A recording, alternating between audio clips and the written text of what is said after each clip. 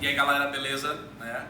Hoje a gente vem aqui trazer dicas para vocês, né? E claro, ver o melhor conteúdo aqui nessa parada sobre questões ambiental. Para quem não conhece, professor Felipe Melo, professor de Geografia, né? Quando a gente fala em questão ambiental, tá? A gente tem que se enfatizar que é tudo que acontece hoje no meio ambiente, o pessoal diz, isso é um impacto ambiental. Mas na verdade a gente tem que entender o que é impacto ambiental. Né? Se eu desmato uma árvore, impacto ambiental. Se eu jogo lixo no chão, impacto ambiental. O problema das pessoas é colocar impacto ambiental apenas para aquilo que é negativo. Porém, a gente tem que entender que temos impacto ambiental positivo e impacto ambiental negativo. Claro, o impacto negativo ele vai ser bem maior do que os impactos positivos, já que a nossa sociedade capitalista consumidora acaba aí jogando muito lixo, produzindo esse lixo, destruindo a natureza para poder morar nessas localidades. Mas vamos lá. Impacto positivo. Se eu tenho um lugar que foi desmatado e agora eu estou plantando árvores, é um impacto ambiental. Está impactando o meio ambiente. E de forma o quê? Positiva. Se eu estou limpando um rio, né, esse rio estava poluído e agora eu estou despoluindo esse rio, também um impacto positivo. Então você tem que estar de olho aí nesses impactos que podem ser positivo e negativo. Essa dica pode te ajudar até na redação. Quando tu colocar a palavra impacto ambiental, deve-se colocar se o impacto ambiental ele é positivo ou negativo, para que seja melhor entendido. Tá? Já impacto negativo, a gente tem vários no nosso dia a dia, né? O lixo descartado irregularmente, a moradia em encostas irregular, tá? O desmatamento dessas encostas. Então a gente tem vários impactos negativos e claro, esses impactos ambientais eles vão estar no nosso cotidiano. Mas lembra aí, impacto ambiental ele sempre pode ser positivo ou negativo. Certo, e essa questão ambiental que tanto se fala? Né? Hoje, com o sistema capitalista, até as empresas estão utilizando essa questão ambiental para lucrar com isso. Né? E aí o que acontece? Por exemplo, a Faber-Castell que vende seu lápis de madeira reflorestada. Né? E aí o que acontece? Ela cobra mais caro por causa disso. Ou uma camisa tua lá que ela é de material reciclado. Ou de PET reciclado, algodão com PET reciclado. Então todas essas marcas que colocam esse ambientalmente correto ou ecologicamente correto, eles acabam cobrando a mais por isso. Tá? Então a questão ambiental para o meio capitalista também já virou questão de lucro. Então as empresas já entenderam que para ser ambientalmente correto, eu também vou cobrar mais caro para isso. Por quê? As pessoas acabam pensando que o quê? Já que eu não estou fazendo nada para o meio ambiente, se eu comprar um produto que ele pelo menos é ambientalmente correto, eu vou estar auxiliando nisso daí. Então as pessoas acham que com peso na consciência acabam comprando esses produtos. Então o capitalismo ele já usa dessa questão ambiental para lucrar também. Então fica de olho nisso. A outra palavra que a gente ouve muito, reflorestamento. Aí a gente tem que ter um cuidado. Replantio e reflorestamento são coisas diferentes.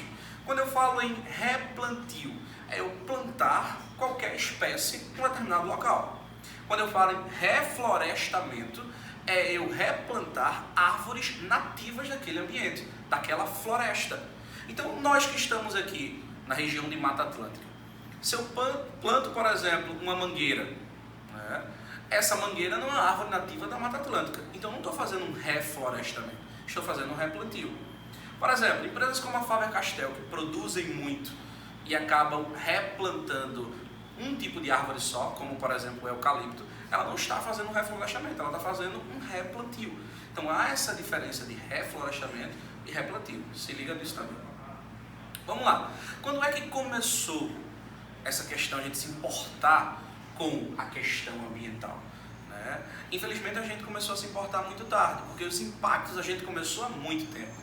Desde aquilo que conhecemos como Revolução Verde, quando novos meios para plantar, né, começaram a ser colocados, os agrotóxicos, né, começaram a aparecer, isso aí a gente coloca a década de 60, década de 70, quando aparecem esses meios de plantio mais acelerado, as máquinas, os agrotóxicos, que aí começaram a impactar mais fortemente o meio ambiente.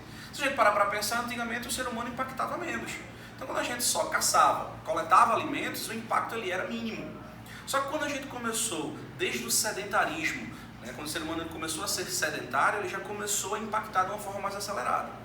Então, a partir da Revolução Verde, ele acelerou mais ainda, e claro, depois da Revolução Industrial, esse aceleramento ele foi muito maior.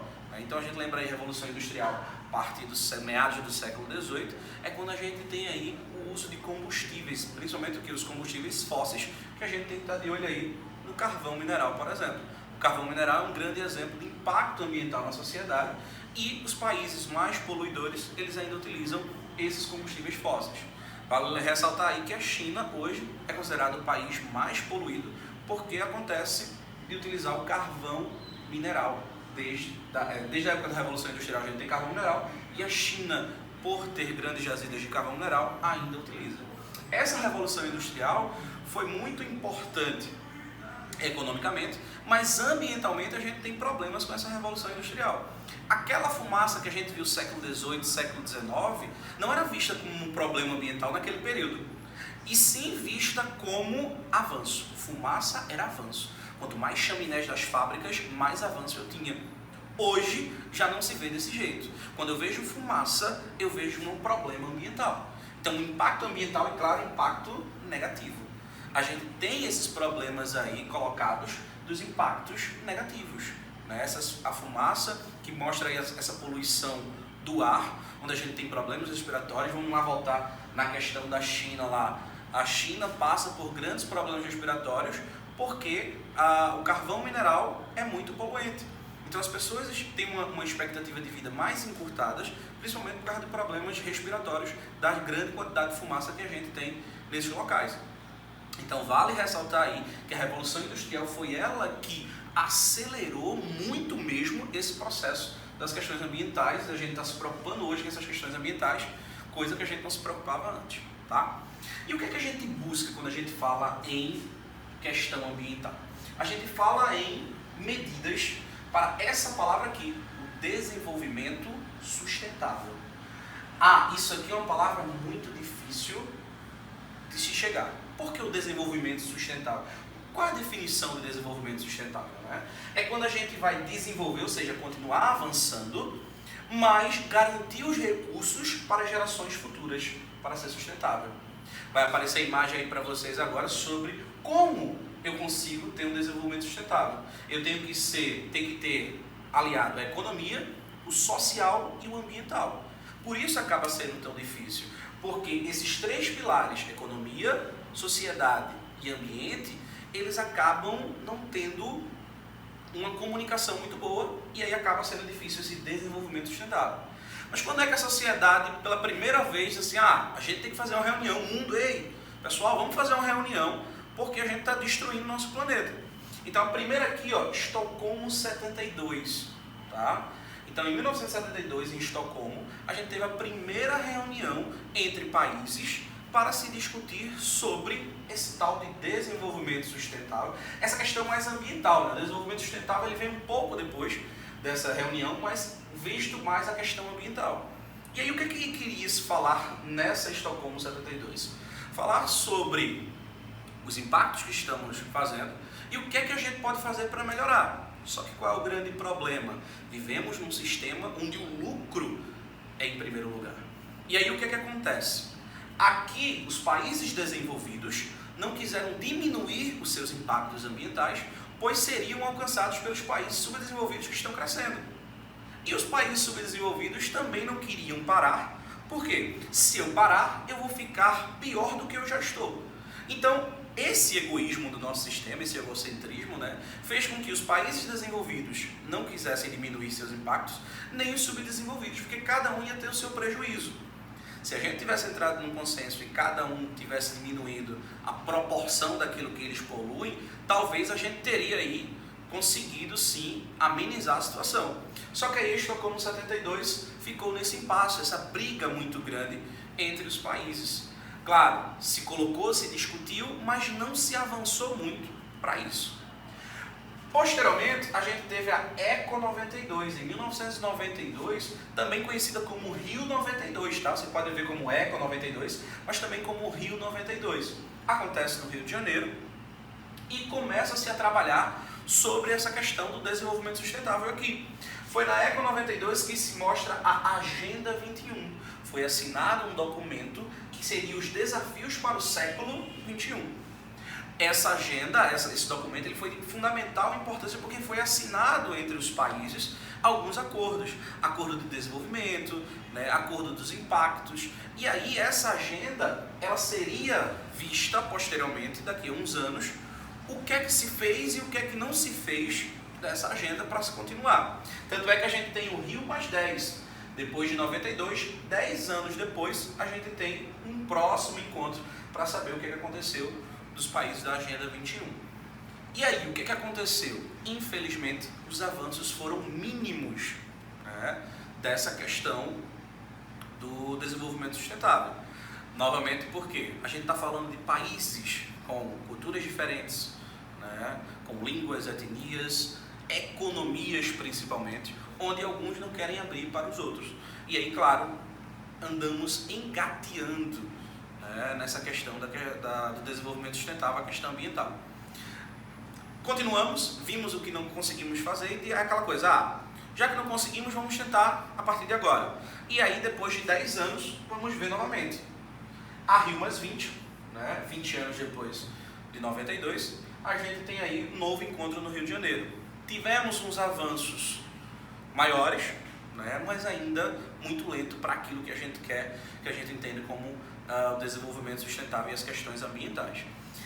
Então a Rio+20 ela teve uma fundamental importância, porque alguns países que não participavam da outra vez começaram a participar, porém, atualmente alguns países saíram de alguns acordos mais locais, né? Os Estados Unidos, por exemplo, existia um acordo entre os Estados Unidos que aconteceu na França, o Acordo de Paris, onde seria a questão de diminuição dos poluentes no ar. Com o atual presidente Donald Trump, isso foi, os Estados Unidos saem desse Acordo de Paris, retrocedendo aí um avanço que já tinha sido feito nos outros governos. Então a gente tem que ver que alguns países estão evoluindo, outros estão retrocedendo, né? A própria França, Portugal, o Reino Unido, esses países eles já estão pretendendo adequar, né? Como por exemplo os carros elétricos, estão querendo finalizar os carros a combustão nas próximas décadas, né?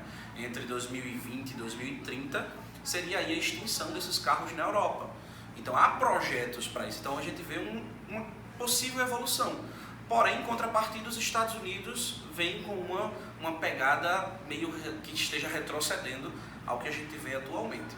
Então a gente tem que ver que essa discussão ainda vai ser bem longa e esse desenvolvimento sustentável, novamente, ele é difícil de acontecer porque envolve a economia. E no sistema capitalista que vivemos, quando envolve a economia, fica realmente difícil de se entrar num acordo em diálogo, né? Infelizmente. E a gente também teve o protocolo de Kyoto, em paralelo com a Estocolmo 72, com a Eco 92, o protocolo de Kyoto também foi outro documento que visava aí a diminuição desses impactos ambientais, tá? Que evoluiu também, porém ainda está engateando. Então a gente tem que ver que, só para a gente ver, relembrar o que a gente viu até agora, a gente viu que o impacto ambiental pode ser positivo e negativo, né? A gente teve 2 eventos mundiais que ajudaram a aumentar esses problemas ambientais, a Revolução Verde, os novos métodos agrícolas, o uso de agrotóxicos, de maquinários, e a Revolução Industrial, que, claro, aumentou as máquinas, os usos dos combustíveis, principalmente os combustíveis fósseis, que são mais poluentes, né? Então, dessa Revolução Industrial para os dias atuais, a gente pode dizer o quê? Estamos diminuindo o uso de combustíveis fósseis, né? Então, os biocombustíveis, eles estão bem alta também, né? Nosso próprio etanol, biodiesel, tá? Então, esses combustíveis, eles estão meio querendo substituir os combustíveis fósseis. E, claro, a energia elétrica de fontes renováveis, né? A energia elétrica vindo das hidrelétricas, das fontes eólicas, das fontes solares, são essa nova visão para diminuir esses impactos. Com isso, a gente tem aqui alguns problemas e coisas que não eram problemas e se tornaram problemas por causa desses impactos ambientais negativos. Vamos aqui a eles. O aquecimento global. O aquecimento global é um problema? Teoricamente não. porque é uma dinâmica do nosso planeta ele se aquecer ou se resfriar. A gente já teve aquecimento global e já tivemos resfriamentos no nosso globo. Então isso é uma questão normal, porém normal se fosse tudo bem. O problema é que esse aquecimento global, com esses impactos ambientais negativos dessas revoluções, aumentou e intensificou esse aquecimento global. Então vamos lá. O planeta está ficando quente por causa dessa dinâmica que ele tem. Massa. Só que agora a gente tem poluição no ar, poluição nos rios, poluição do solo, desmatamento principalmente, né? Os asfaltos, tudo isso faz aumentar a temperatura junto com o aquecimento global. Tá? O efeito estufa. Problema? Não. O efeito estufa é algo normal que acontece no nosso planeta. A gente tem que entender que o efeito estufa existe para manter a temperatura no nosso planeta. A gente sabe que temos a atmosfera e nessa atmosfera, que é a camada de gases que envolve o nosso planeta, a gente tem a camada de ozônio.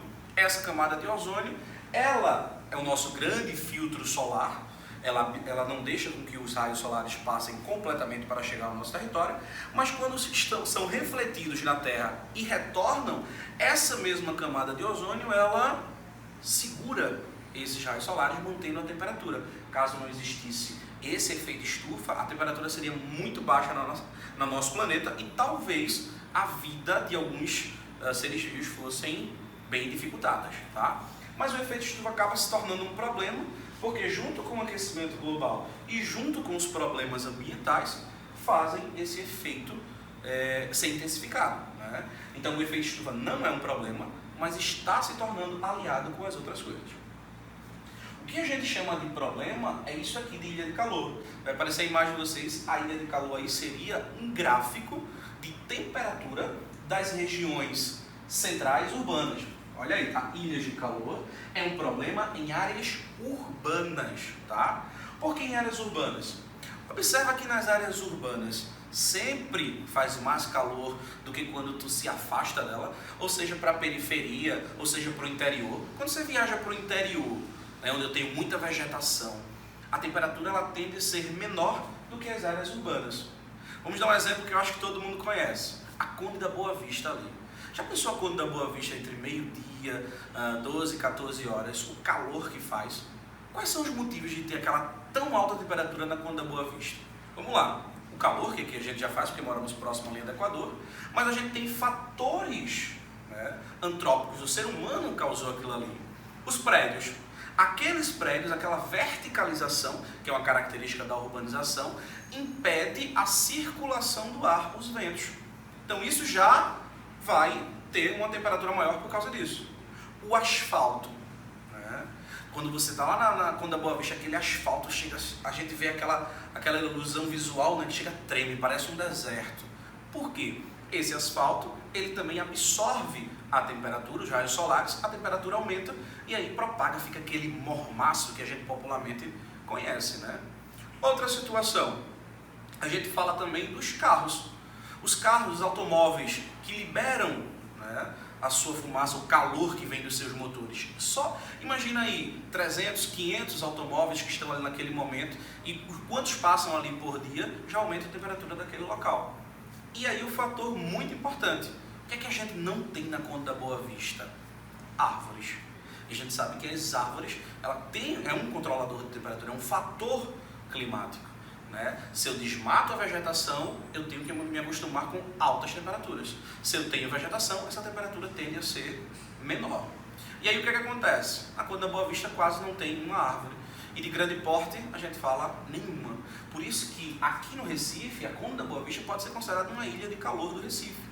Se eu me afasto da região central e vou para os bairros mais periféricos, subúrbio, né?